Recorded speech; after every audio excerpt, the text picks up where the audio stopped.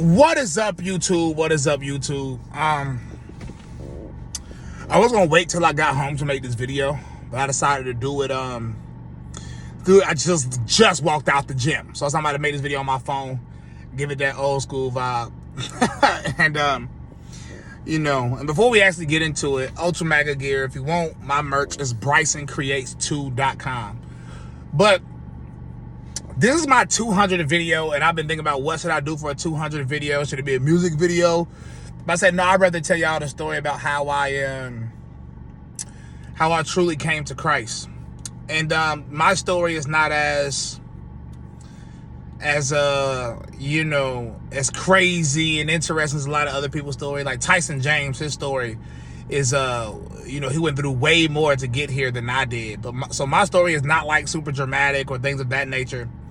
But it could potentially help somebody. That's the reason I never did one of these videos, because my story is not like cool, But so I grew up in a Christian household all of my life. My grandmother is, on my daddy's side, is super religious still to this day. If you meet her, she's gonna be like, "Do you know Jesus, honey?" Grew up in a church called True Standard.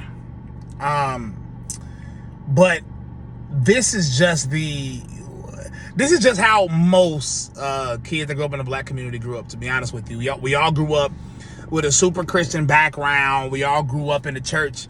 Then somewhere along the lines, everything goes wrong. And when I say go wrong, I don't necessarily go wrong, but I wasn't living it. And this might be something controversial, I'm gonna say, but I think I wasn't living it because the way modern Christianity works is you don't have to. All you have to say is you believe in Jesus. And that's all you have to say. That's the only aspect of the Bible we care about. And that's all you have to say, that you can go to heaven. And we're taught that as long as you go through the motions of being a Christian, you go to church, you say you believe in Jesus, as long as you do that, you're a Christian. So I was lukewarm. I was lukewarm all my life. But I'll make judgments. I was always against homosexuality. I didn't even know about transgenderism. That wasn't even a thing when I was growing up. So it's like you just in this place. The best moment I had is when I went to college for a little bit. I went to Guilford Technical Community College in Jamestown, North Carolina. And I started getting real deep into the Illuminati. This is when I started watching Alex Jones. I'm talking about like 17, 18 years old. I'm seeing this stuff. I'm like, dang, boy. Like, what I'm saying? I'm just saying, like, whoa, wow, this is crazy. And it made me think they controlled everything. And the reason this story is important because it made me sort of question God. It made me question God's existence. I started believing like, oh, this was just put here to control everybody. Right? And that feeling started getting stronger and stronger and stronger. I never became agnostic or atheist, but I was just questioning it.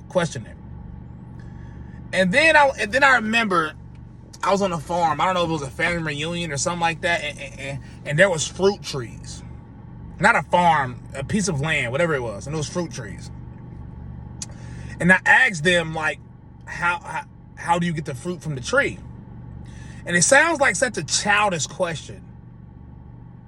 But it only sounds childish because we're so used to this to this type of stuff. So we don't understand how complicated it actually is. Like, bro, trees grow fruit without human intervention. Food grows from the ground without human intervention. Like, humans can make it happen faster, but these things happen naturally and they occur naturally in nature. Food, drink, water. We're so used to it, but do you understand how sort of beautiful and crazy that is? And I started thinking about the opposing view. The Big Bang Theory. The Earth is millions of years old. And a random occurrence happened of a Big Bang and everything happened like this. But that is crazy. You telling me something random happened and everything was so advanced and worked properly and had its own system? Trees have their own system. An apple tree not gonna grow oranges, and an orange tree is not gonna grow apples. That is crazy. Look at a tree. Go outside and look at a dang old tree and be like, there's trees like this that can just grow apples. How did that even happen? You know what I'm saying? You understand the difference between a lion and a bear. You know the difference between a dog and a cat. Everything in nature is so distinct. You understand how it works. You can look deep. They eat different things. There's a system even in the jungle. You know what I'm saying? There's a system in the sea. Everything is so works together so perfectly. How can that be? How can that be from some random big bang? That makes no sense.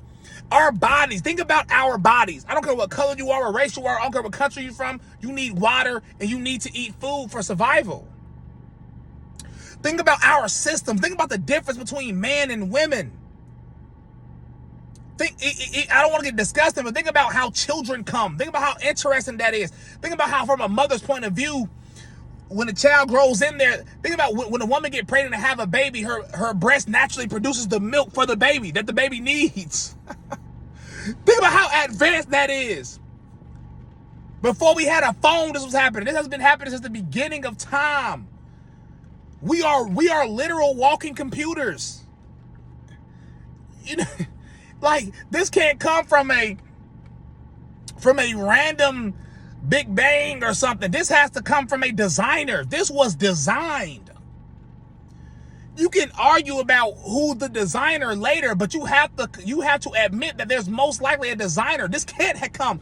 If you put some sugar, water, and a Kool-Aid packet in a box, you set a bomb in that box, blow it up, Kool-Aid not coming out, bro. Do y'all see what I'm saying?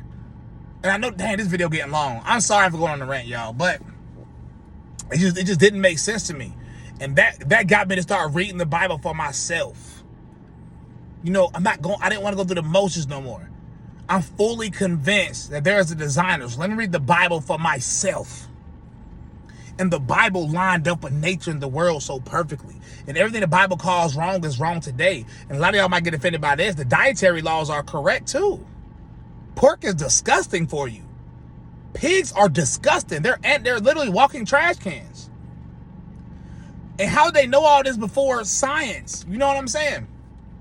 Then you keep reading, and then once you understand that, you say, once you truly give your life to Christ, there is no longer being lukewarm. You may be, because if you accept everything else with the Bible, that means you also accept the potential punishment. When you read Revelation 21:8, when you read 1 Corinthians 6:9-13, when you understand that your name can be taken out the book of life, when you understand these things, it scare you. A healthy fear. Work out your salvation with fear and trembling.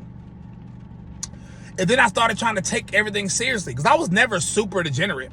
I was degenerate to a lot of y'all standards, but in my circle, if you go ask one of my old friends, they'll probably tell you I was always the one that they feel like had like a real moral compass.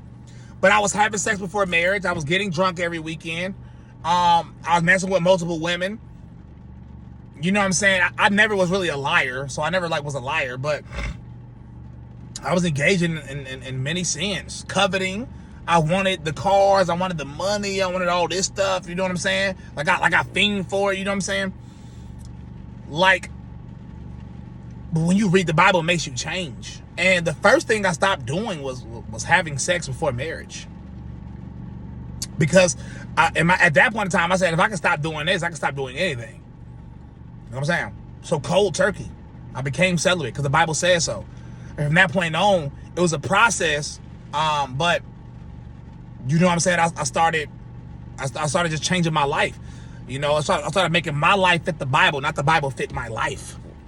And I started walking the walk and talking the talk, and I left that modern Christian propaganda that no, you might as well not even strive to be perfect, because there's no such thing. Jesus said strive for it. God said strive for it. I don't know how many times in the Bible. God said be holy as I am holy at least 10 times. Maybe even 5 in the books of Exodus and Leviticus and Numbers alone. Maybe more than that. So I said, even if I don't reach that level, I'm going to attempt to, because God tells me to. And that's when you start taking it seriously. It's not to be pumped up with pride. It's not to brag about it. It's to serve God. My whole goal is to serve God, to please him. That's who I'm trying to please, period, point blank. So I stopped having sex. I stopped getting drunk. And then most recently, like 2 years ago, I stopped listening to secular music. Because if you go listen to my song, God's Dance, I told you some of the sins I was still committing on the regular. And then I stopped doing pretty much all of those, to be honest with you. Now, you know what I'm saying? I decided to start keeping the commandments. I started to observe the Torah. I know like they're gonna get angry at that, but I don't really care. I do it to please God. If you don't want to keep the Torah and you think that's fine, then, you know, take that risk on your own. I'd rather do it though. Because Jesus in Matthew 5:17-19 told you so. In John 14, he said, if you love me, keep the commandments. So I'm gonna take the risk with that. And you know, you run into some issues. You know, keeping the Sabbath is pretty hard when you travel a lot and things like that, but it's still a work in progress. I'm trying to start celebrating the feast days that Jesus celebrated in real life. I'm trying to celebrate the holidays Jesus celebrated in real life. And some of those is kind of hard because you have to sort of learn a lot of it outside of what the Bible says about it to really truly know how to celebrate it. But that's where I'm at now. And that's the process I'm on now. But my whole goal is to serve God, not man. And yeah, I'm sorry for talking for so long, but that's my story. Matthew 6:33, seek ye first the kingdom of God and all his righteousness, and everything will be added unto you. I love y'all. I release music every Friday. I'm out.